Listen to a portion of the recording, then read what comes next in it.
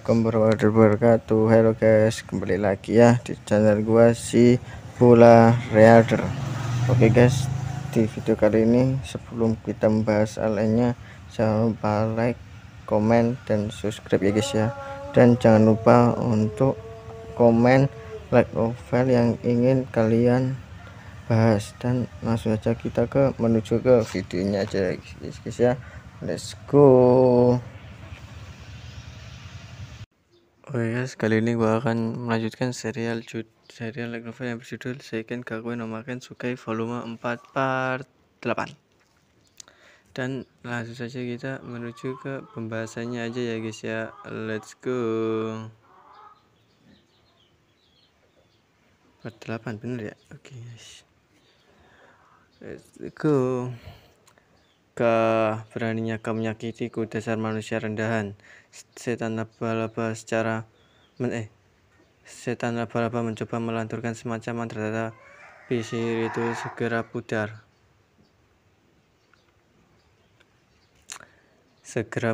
Tidak mungkin makhluk itu melolong gangguan mantra.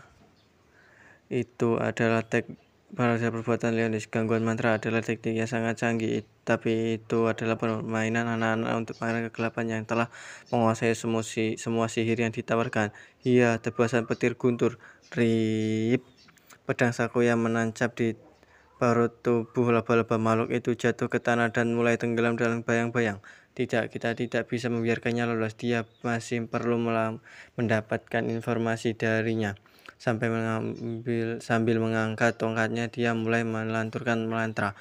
Ketika iblis laba-laba itu tiba-tiba terdiam, pisau keperakan merayut bayangan iblis di tempatnya. Saat makhluk seperti laba-laba itu membeku di tempatnya. Ya, Sakuya mengarahkan pedang sucinya ke mata majemuk merah yang berkilauan. Terkutuklah kau, terkutuklah kau, terkutuklah kamu. Pelengkap seperti sulut iblis itu melingkari lengan Sakuya sambil melolong kesakitan. Perutnya membengkak, berubah menjadi merah membara seperti tungku. Ini buruk. Memahami niat iblis laba-laba, Leonis melanturkan mantra tingkat 8. Valzaid, kegelapan menyelimuti tubuh raksasa iblis itu saat akan meledak, benar-benar menghancurkannya. Keheningan langsung menyelimuti hudan. Sakuya menurunkan pedang Raikiri Maru. Nona Sakuya, apakah Anda baik-baik saja? Leonis bertanya padanya.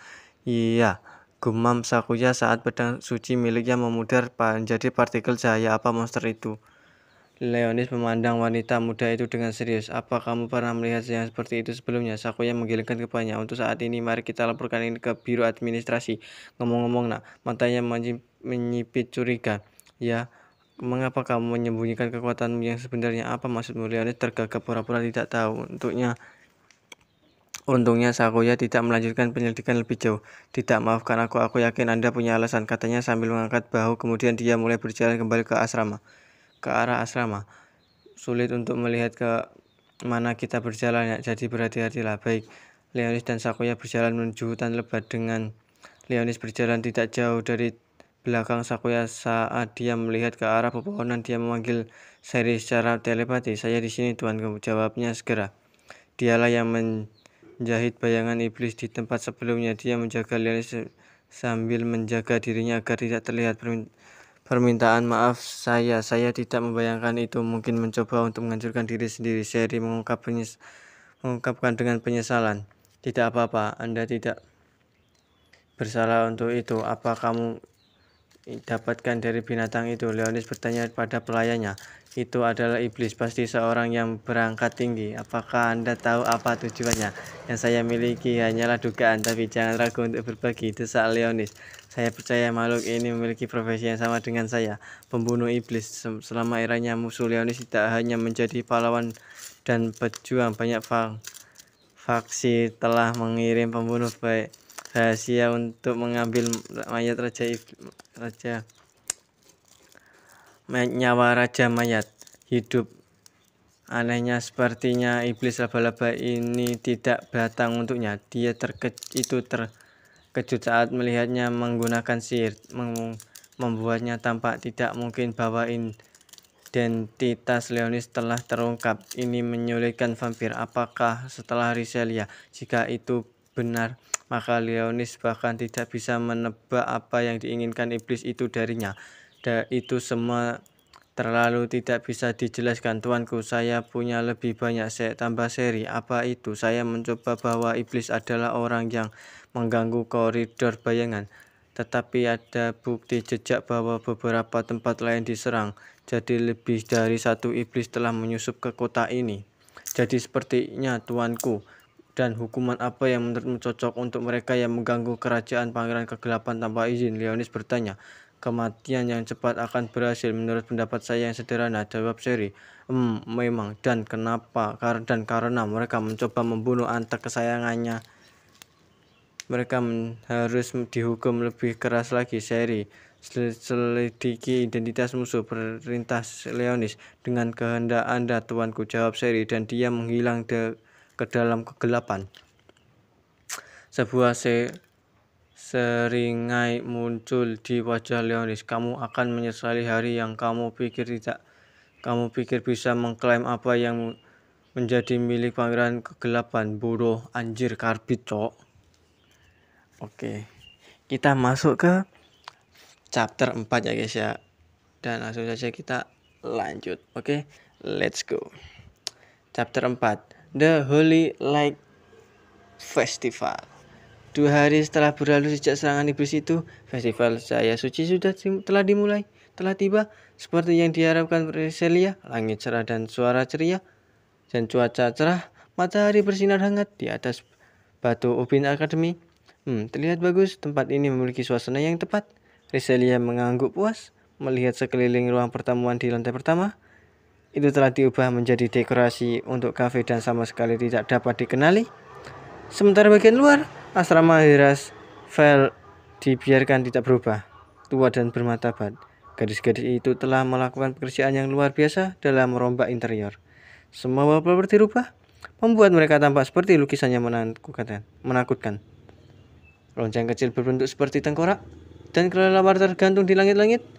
3 kerangka menghiasi pintu masuk gedung.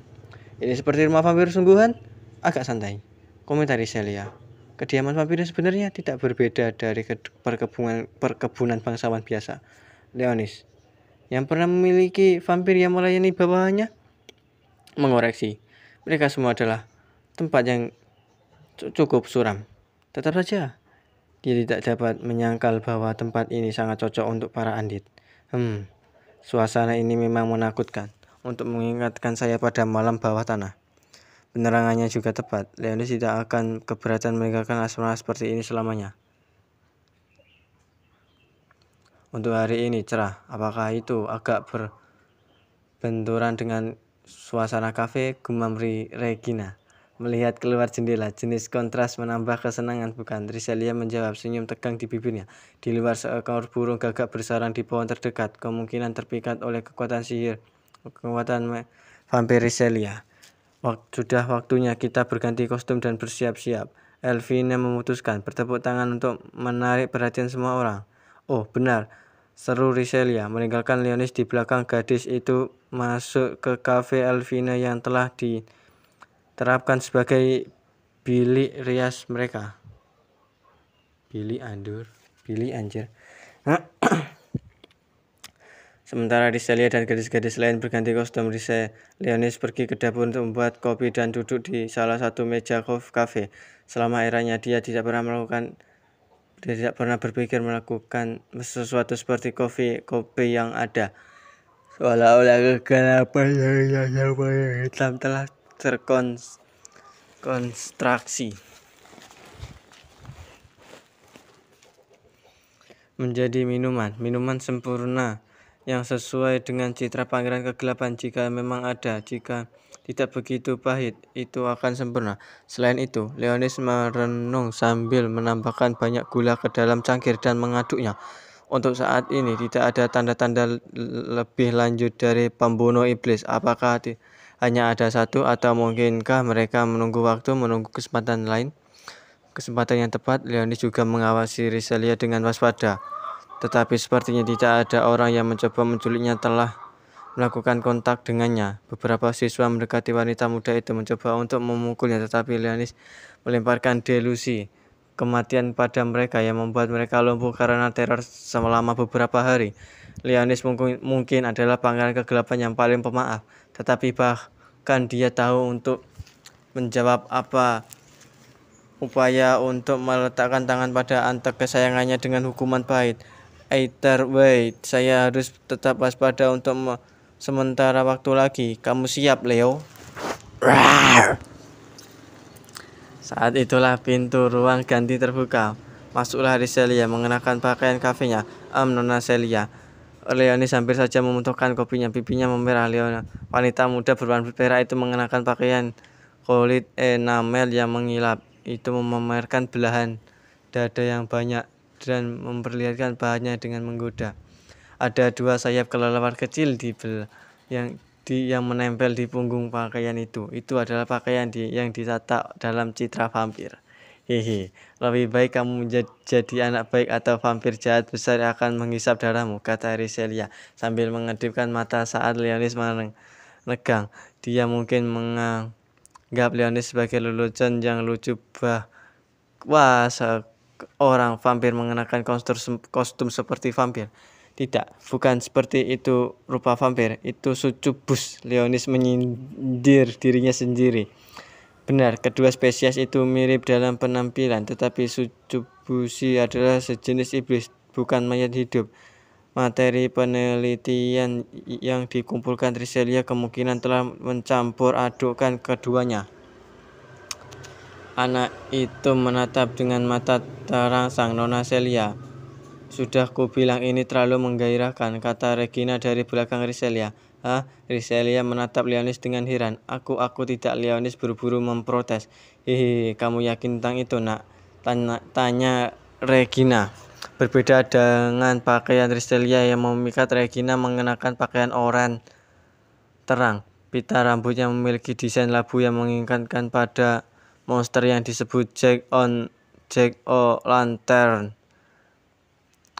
Namun tidak ada makhluk seperti itu yang pernah menjadi bagian dari pasukan pangeran kegelapan. Saat Leonis memikirkannya, dia mulai bertanya-tanya apakah Jack O'Lantern itu nyata. Sejauh yang dia ingat, mereka hanya pernah muncul di buku. Saat pikiran itu terlintas di benaknya, mata Leonis secara alami tertarik ke dada Regina yang tampak agak sempit di bawah kancing blusnya. Bagaimana menurutmu, nak? Apakah itu cocok untukku? Regina mencondongkan tubuhnya ke depan dengan seringai nakal. Ya, kamu terlihat sangat imut. Jadi, jawab Leonis jujur, mengalihkan pandangannya dari dadanya.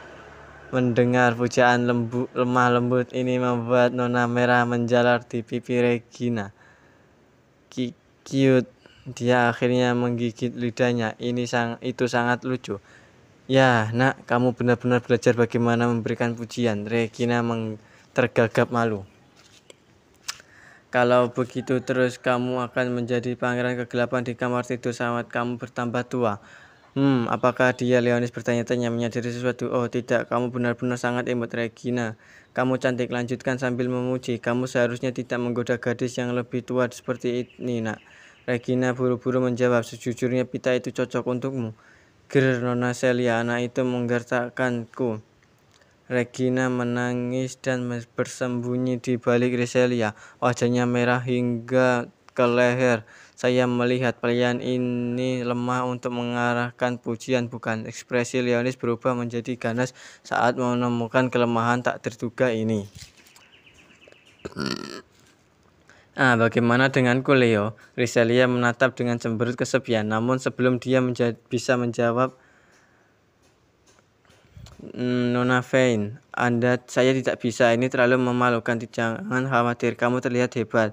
Elvina keluar dari ruang ganti menarik tangan Sakuya. Pakaian mantan adalah kostum penyihir gaya lama. Dia memiliki topi bundar lancip dan jubah berwarna ebony. Rambut hitamnya yang ramping digerai dan senyumnya yang dewasa membuat gadis itu seperti seorang penyihir. Kamu tampak hebat, Nona Vane. Riselia memuji dengan antusias. Terima kasih, kamu juga terlihat cantik, Celia, jawab Elvina sambil tersenyum. Ayo dirimu pada Leo. Sakuya hanya mengintip dari pintu, tapi Elvina menariknya agar terlihat. Berlawanan dengan keinginannya, dia masuk dengan tersandung tanpa sengaja menunjukkan dirinya kepada semua orang. Ini mata Leonis melebar mendekat pedang wanita muda itu mengenakan rok panjang gotik bergaya lolita hitam putih. Dia memiliki topi mini yang bergaya dan pita alis di kepalanya yang pas dengan rambut birunya. Itu mengerikan, Nona Van, gumam Sakuya dengan enggan mencengkeram ujung roknya. Dia terlihat sangat berbeda dari saat dia membunuh Void dengan Reiki Rimaru di tangan. Bagaimana menurutmu, Leo? Elvina bertanya. Menurutku dia menggemaskan. Apakah kamu mengolok-olok saya, nak? Sakuya menatapnya dengan cemberut. Ekspresi cemberutnya itu indah dengan caranya sendiri. Leonis memandangi 4 gadis yang berbaris di depannya. Kuarter wanita cantik mengenakan kostum masing-masing memesona dengan caranya sendiri. Leonis tidak ragu bahwa mereka akan populer di kalangan pelanggan. Kurasa aku akan sibuk hari ini. Leonis diatur untuk menjadi staf dapur. Tentu saja jika keadaan menjadi lebih sibuk, dia bisa panggil shadow servant atau kerangkanya untuk membantu. Aku akan memulai persiapanku kalau begitu, kata Leonis menuju dapur. Tapi kemudian, tunggu, nak, panggil Regina sambil memotong di depannya. Ada apa, Nona Regina? Leonis bertanya. Sedikit rasa takut menyelimuti hatinya. Hehehe, Regina terkekeh menyilangkan tangannya. Sebenarnya, nak, kami juga menyiapkan satu untuk siapkan apa? Ya, jika kamu ingin menyesuaikan diri dengan suasana kafe, kamu akan membutuhkan pakaian yang cocok, sebuah kostum. Tapi aku akan berada di dapur, tidak terlihat. Benar, karena kami tahu bahwa memiliki anak laki-laki yang tinggal di asrama perempuan terlihat buruk dari sudut pandang moral publik. Baiklah, tiba-tiba Regina mengeluarkan seikat kain yang terlipat gaun beranda. Tapi jika kamu menjadi seorang gadis itu tidak masalah. Tunggu, berhenti di sana, teriak Leonis. Bagaimana Anda sampai pada kesimpulan itu? Selain itu, ini terlalu mendadak. Maksudku, jika aku memberitahumu sebelumnya, kamu akan melarikan diri. Jelas sekali. Sekarang pakailah ini lucu. Bagaimana Regina membentangkan sambal untuk ditunjukkan kepadanya. Itu adalah pakaian pelayan yang cantik. Aku berhasil, Riselia mengungkapkan. Nona Celia, Leonis menatapnya terperanjang. Anak buahku bersekongkol melawanku. Aku tidak bisa memakai ini. Ini adalah pakaian wanita. Kehormatan Leonis sebagai pangeran kegelapan tidak akan mengizinkannya. Menatap Regina yang wajahnya berubah menjadi seringai sinis, Leonis mundur selangkah hanya untuk seseorang yang meraih baunya. Nona Sakuya, jangan pegang ini terhadap saya, katanya sungguh-sungguh. Saya tidak ingin menjadi satu-satunya yang mengalami penghinaan di sini. Tapi kamu perempuan, protes Leonis. Diam, aku akan bawamu bersamamu, nak. Sekarang Sakuya telah berbalik melawannya. Ditinggalkan tanpa jalan lain, Leonis menoleh ke Elvina. Tentu saja gadis tertua yang selalu bertanggung jawab di antara kelompok itu akan datang membantu. Nah, aku yakin kamu akan menjadi gadis yang menggemaskan, Leo, kata Elvina, menyatukan kedua tangannya untuk menunjukkan permintaan maaf pada Leo.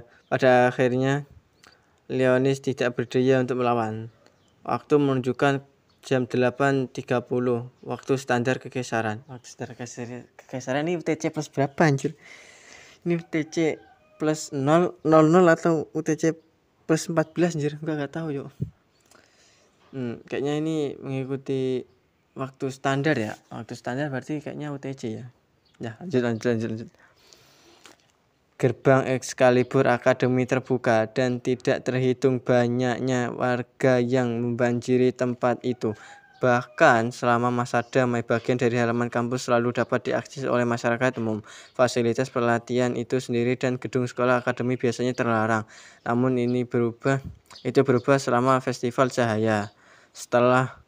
Setengah dari pengunjung akademi adalah orang-orang dari Taman Serangan ke-6 yang saat ini berlabuh di dekatnya. Mereka kebanyakan datang untuk menonton festival tari pedang suci. Turnamen skala besar dari pertempuran tiruan antara pendekar pedang suci biasanya bertanding sparring diproyeksikan ke layar besar di seluruh kota. Tetapi selama festival tari pedang-pedang suci, penonton diizinkan untuk menonton dari lapangan. Pertandingan sore sangat populer karena saat itulah peloton berpangkat tinggi berpartisipasi. Jadi kita harus memiliki lebih sedikit lalu lintas. Jelas Riselia. Riselia. Ini guys untuk ilustrasinya guys, bisa kalian lihat di layar video ya guys ya. Dan oke guys, kali ini dulu untuk pembahasan kali ini, dan jangan lupa untuk like, komen, dan share ya guys ya, agar teman-teman kalian bisa menonton pembahasan ini, light novel ini, dan sampai jumpa di next video ya guys ya. Bye bye.